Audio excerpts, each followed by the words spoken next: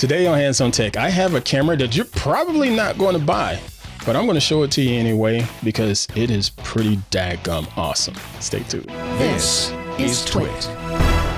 This episode of Hands on Tech is brought to you by Audible. Audible is the leading provider of spoken word entertainment. Delve into your next title on Audible with Audible Plus. New members can try Audible Plus for 30 days. Download the Audible app and get started with the free trial at audible.com/hot or text HOT to 500 500.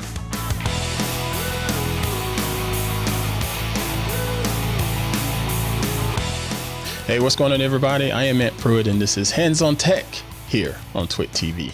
Hope y'all are doing well. I am unbelievable as always. Folks, I had the opportunity to get my hands on and play with an amazing camera. Absolutely amazing camera. And before we get started, I'm going to go ahead and just get something out of the way. This camera that I'm about to talk about, it is not for everybody. Okay. I've heard you in the comments and seen some of the discussions in our forums and whatnot.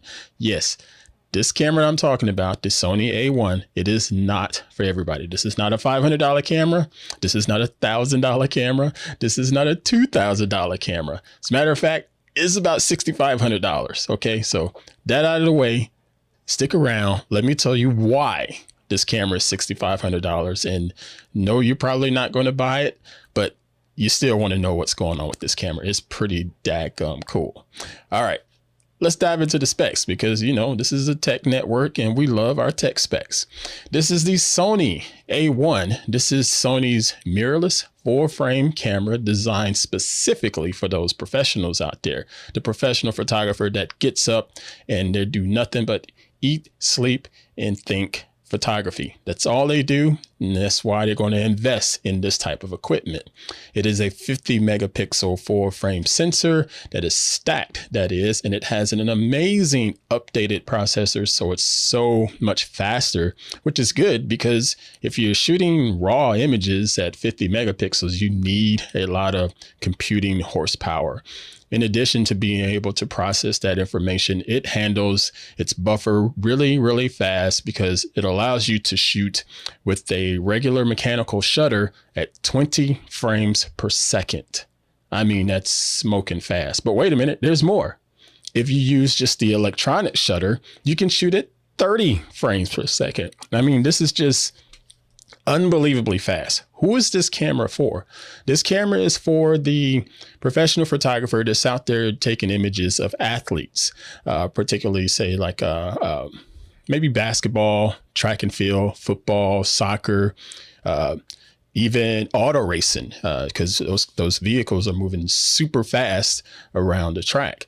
But this is also something for people out there shooting wildlife, particularly bird photography. If you want to get birds in flight, get birds of prey in flight, going after their meals, this is going to be the camera that's fast enough and have the beautiful, amazing autofocus technology to lock on and handle all of that. And yeah, if you want to shoot portraits, it's clearly capable of shooting portraits as well. But this camera here, it's not for the faint of heart, and it is definitely for the hardcore. This is what I do photographer. I gave Mr. Leo Laporte a hard time because he has the other model just below the Sony A1. He has the Sony A7R Mark IV, which is an amazing camera as well. It has a lot of it has a high resolution sensor on it, but it doesn't quite stack up to what this camera can offer from a performance standpoint. And I told him in a meeting the other day that, yeah, that camera you have is nice. This is way nicer. And this camera just may be a little bit too much camera for you, sir. Just real talk. It's probably built more so for Mrs. Laporte because she's a better photographer anyway. But don't tell him I said that. All right. So let's dive into some of the image quality on this. Well, no, before we get in that, there's also some other specs. Beyond the photography standpoint of this camera can also shoot video because it's $6,000. It better shoot some video. From a video resolution standpoint, yes, you can shoot in HD. Yes, you can shoot in 4K, but you can also shoot in 8K.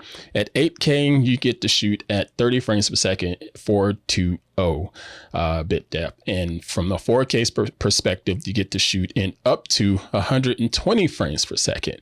That is amazing because the 120 frames per second can be used more so for capturing slow motion footage. Again, I believe I said this in the previous video that slow motion is not particularly used often. Just depends on the sequence that you got in your project, but it's there if you need it. I don't necessarily think that I need 120 frames per second in 4K all the time, but it's nice to know that that capability is there. So kudos to you, Sony, for that. And again, it's a full frame sensor, so it's not like a cinema camera that has a Super 35 sensor. So that means it's bigger.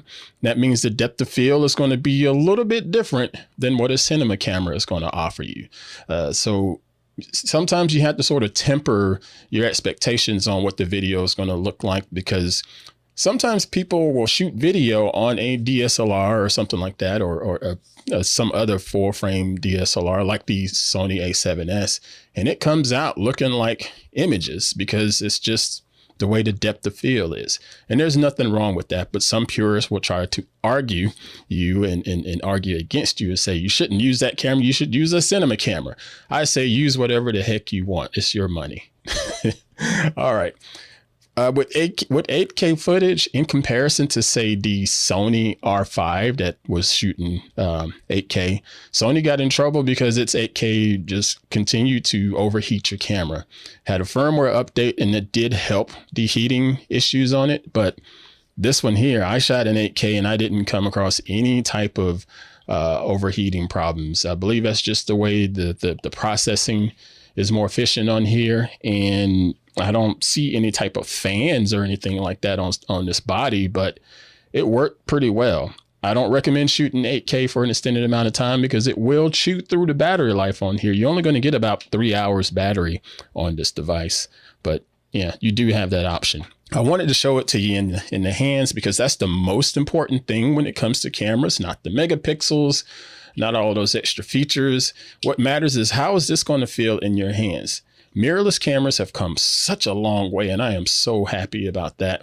This thing feels great. It doesn't feel like a toy in my hands in comparison to the mirrorless cameras of yore.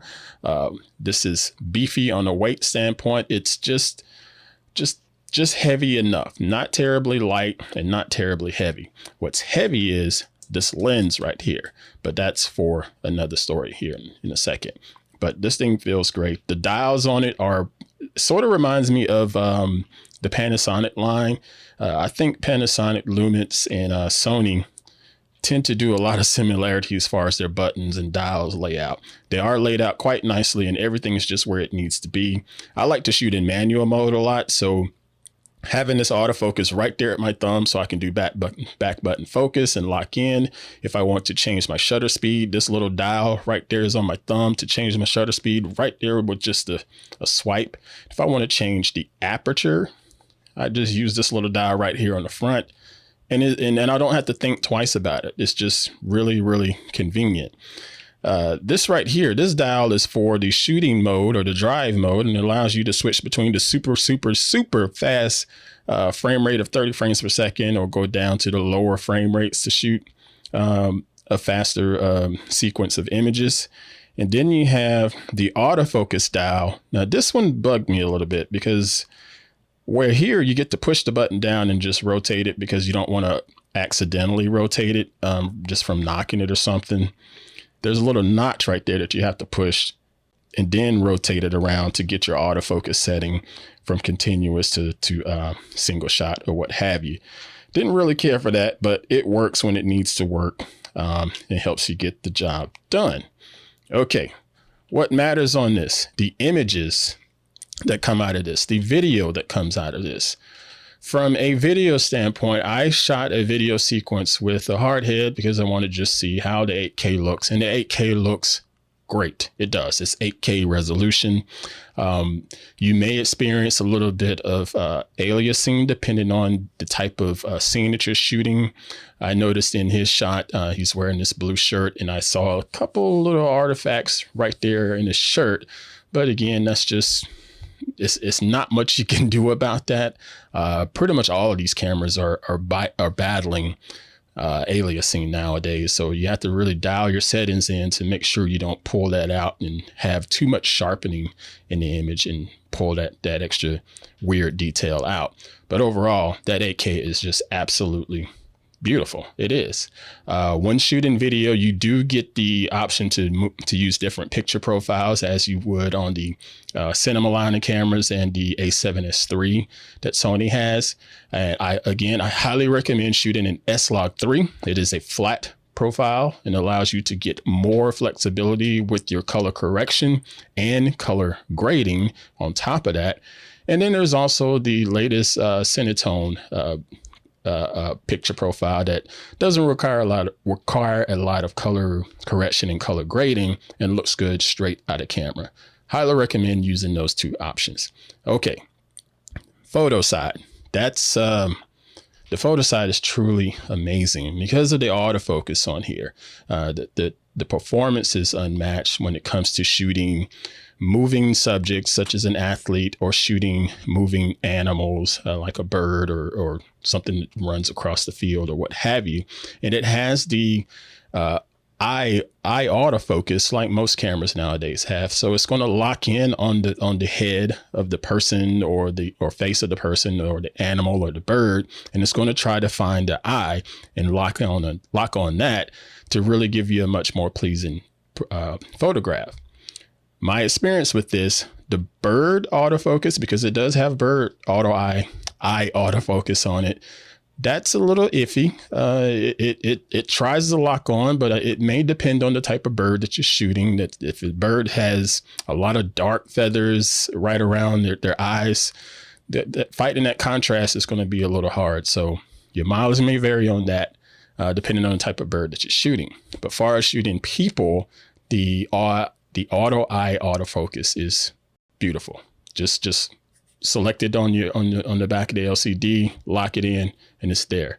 And if you want to track them, it'll track them automatically pretty daggum quickly. Even if they're coming towards the frame, you don't have to worry so much about focusing and reframing as the object moves closer, because that's usually the big challenge for any type of autofocusing system. And this one is really knocking it out the park. This episode of Hands on Tech is brought to you by Audible. Have you ever wanted to read a memoir or just didn't have the time? Or maybe you found a title you couldn't put down or you need to just fold the laundry. Oh, now you can do both because Audible makes it possible. When you're driving, cooking, cleaning your house, or just relaxing, you can listen to amazing audio files with Audible. Audible is the leading provider of spoken word entertainment all in one place. At Audible, you can find the largest selection of audiobooks, ranging from the best sellers and new releases to celebrity memoirs, languages, business, motivation, and more. Get original entertainment from top celebrity creators and thousands of popular and binge-worthy podcasts. They are now offering their newest plan, Audible Plus. Audible Plus gives you full access to their popular Plus catalog. Audible Plus is all about giving members a chance to listen to and discover new favorites and explore different formats, like the exclusive Words Plus Music series, or a podcast you never considered before, even theatrical performances. You can listen all you want to thousands and thousands of popular audiobooks, original entertainment, and podcasts, including ad-free versions of your favorite shows and exclusive series. They're all available to download or stream, so you can listen anywhere, anytime, on any device, and you'll never lose your spot. To use your Audible membership, you'll need to download the Audible app. The Audible app is free, and it can be installed on all smartphones and tablets. I love going out each and every morning for a nice brisk walk with my camera and firing up an audiobook in my ears from the good folks at Audible, especially the book American Gods. I love it. Listening to Audible will make you feel inspired, connected, and it's available all in one app. Audible Plus is your playlist for life. What are you waiting for? Delve into your next title on Audible with Audible Plus. New members can try Audible Plus for 30 days. Download the Audible app and get started with the free trial at audible.com/hot or text HOT to 500 500. That's AUDIBLE.com/hot or text HOT to 500 500 to start your free trial today. Okay, so let's go ahead and hop on over into Lightroom. I want to show you a couple images and some examples of the prowess of this $6,000 camera. All right. So here we are inside of Lightroom. I've pulled up a bunch of images that I've shot, and there's a lot of different scenarios here. First, let's talk about birds and the speed and the performance. And this image here, this is a sequence that I shot of a particular bird one morning as it's flying around through the sky. A couple of challenges here. This sky is super duper blown out. If you look at my histogram over here in the upper right, yeah, I totally missed the mark with this being overexposed. But that's a typical challenge for any bird photographer. I'm nowhere near as good as Mr. Rick Salmon or Scott Bourne, but this camera did help a little bit, help me with a little bit of assistance to make it a little bit easier for me. Yeah, so I was able to grab the bird here, and this is just I'm not going to say I do a spray and pray. I do try to track as the animal goes across the sky, and this one locked in pretty easily and kept everything fairly sharp. So this is about 7 or 8 shots, and it tracked them all the way over to the tree. And if you zoom in even more, you get some really good details of this bird. So let me hit the D on the keyboard and zoom in some more. Because it's 50 megapixels, I got a lot of detail still captured with this bird. Let's go back a frame or two. Still pretty good, still pretty good. Even this one here, look at that. Can even see the eye of the bird right there if I zoomed in.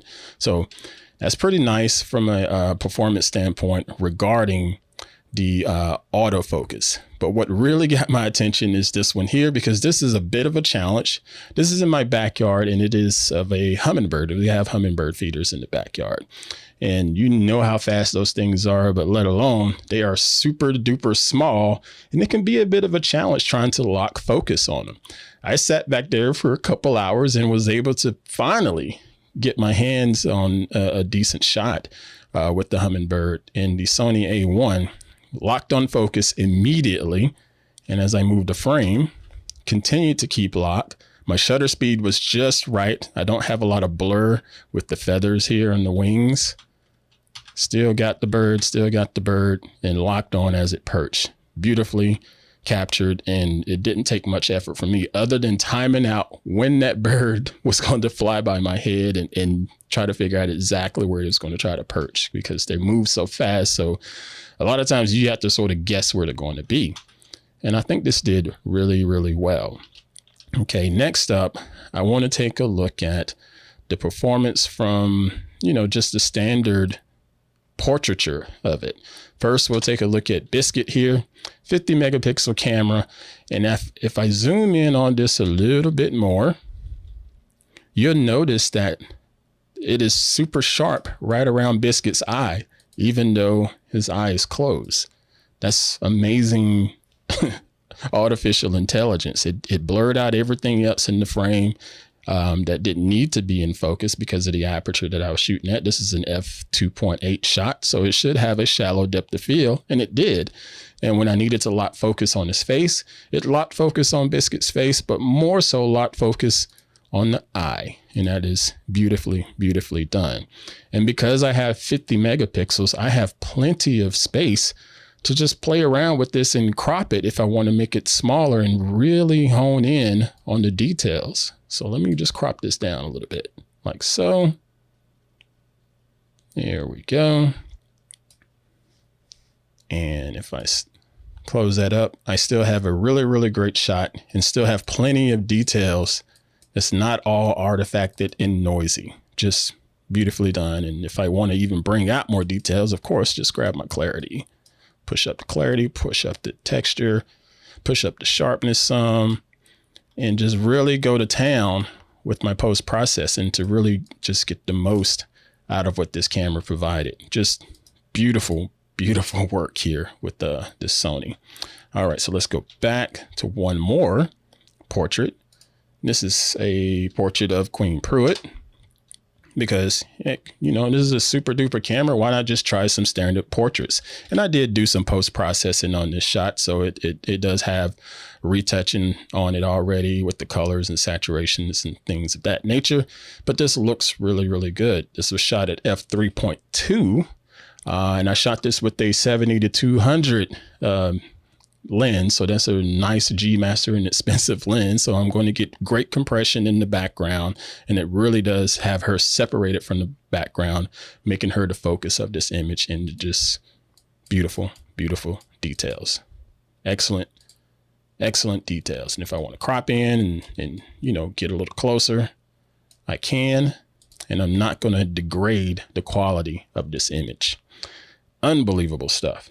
And now let's go back, and I want to talk about the prowess of this, of the athlete's performance. I'm not out there shooting race cars, anything like that. I don't have the access to professional athletes, but I have two athletes that live here in the household, and they perform pretty daggone well. So Hardhead here, he's a sprinter and a long jumper, and I wanted to track him coming at the long jump pit. So what we have to deal with is lock and focus on him, and he's going to be moving towards the camera. So you're hoping that you can continue to keep focus on him as he moves closer to the camera. And if you want him to do burst mode, just how smooth is this burst going to work and be able to keep all of the same image quality for each frame. So I told him to run, and I fired up the camera, and it just works. He's moving closer. My computer's having to render. Plenty of details in his shirt. This is another shot. I got off of the shutter and let him get just a couple steps closer, and just still have amazing details here. Even down to, again, with the compression. This is all shot with the 70-200. I do have the wide angle lens on here, but I wanted to shoot something like this with the 70-200. And then I wanted to capture him in flight as he's doing the long jump. Again, another bit of a challenge, because not only is he moving towards the camera, but he's moving towards the camera and moving around the frame. He's moving up out of the frame. So I'm going to have to pan and try to keep that autofocus locked on him for each segment of the jump. And it does it. And then as he lands in the pit, I love the fact that this camera is able to capture all of the details of the dust that popped up on the scene after he landed in the dirt pit. Just beautiful work. Beautiful work, Sony. This is why that camera costs. This camera costs what it costs. It's able to pull out so much more information and so much more details. All right. That's all I'm going to say about this camera. Again, I know it's not for everybody. Quite frankly, I'm not going to buy this camera. I'm not going to buy this camera. As great as it is, I don't need all of that horsepower that's built into this, but I do want to shoot with it from time to time. So I had the opportunity to reach out to the folks at Lens Rentals, lensrentals.com. And they set this up and allowed me to be able to use this camera for the show. I highly recommend you all check out lensrental.com for your photography needs. If you want to try out some cameras before you buy them, that's the way I would go. Go rent them for a week. See what you like about it and see if you'd like to invest in those cameras. And it's not just camera bodies. It's not just lenses. They also have video equipment like dollies and tripods and sliders and lighting. They have a whole lot of stuff on the website, and I love working with them. So shout out to Lens Rentals for their support. And thank you, folks, for allowing me to try out this camera for Hands on Tech. Thank you so much. All right. You can get this camera for $65 Well, actually, it's a little bit more than that. You can get the Sony A1 for $64.98 just for the body only.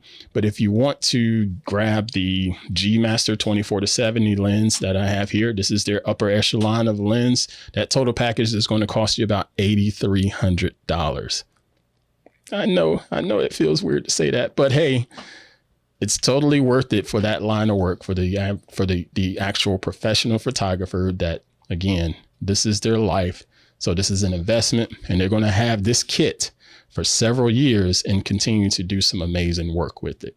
All right. We'll have some affiliate links in the show notes for you to check out more of this Sony A1, just in case you're interested. All right, folks, that's going to do it for this week. Thank you all so much for watching this episode of Hands on Tech. If you have any questions, feel free to reach out to me over on the social medias. I am ant_Pruitt on Twitter. I'm also ant_Pruitt on Instagram. All right. We will catch you all next time here on Hands on Tech. So now you all safely create and dominate. Y'all take care. No ads, just the content. That's what you get when you join Club TWiT. You even get extras like TWiT Plus, our new bonus feed just for members, and exclusive access to the Club TWiT Discord community. Join now for just $7 a month and support TWiT as we continue to create top-notch podcasts you expect and deserve. We're just getting started, so be one of the first to join as we build Club TWiT from the ground up. You could be an early member. Go to twit.tv/clubtwit to learn more and sign up now. Thanks. Keep up with all the hottest tech news and gadgets. Visit twit.tv. There you'll be able to find and subscribe to all our tech shows. Thanks for watching Hands on Tech.